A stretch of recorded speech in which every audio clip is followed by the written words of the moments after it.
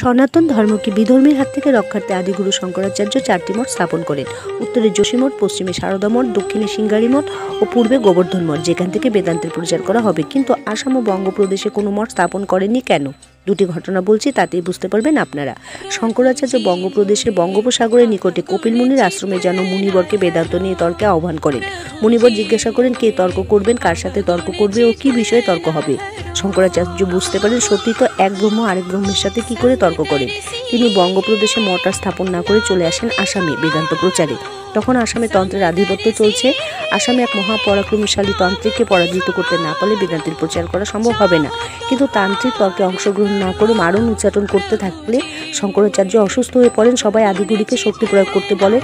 আদিগুরু তা না করে কামাখ্যা মন্দিরে ধ্যানস্থ হন। মা কামাখ্যা আবির্ভূত হন ও প্রশ্ন করেন তিনি কেন মাকে স্মরণ করছেন, তিনি কি চান।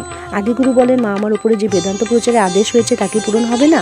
মা বলেন, এখন হবে না, বঙ্গে আজ থেকে 1000 বৎসর পর তুমি আবার আবির্ভূত হবে ও সমগ্র বিশ্বে বেদান্ত প্রচার করবে।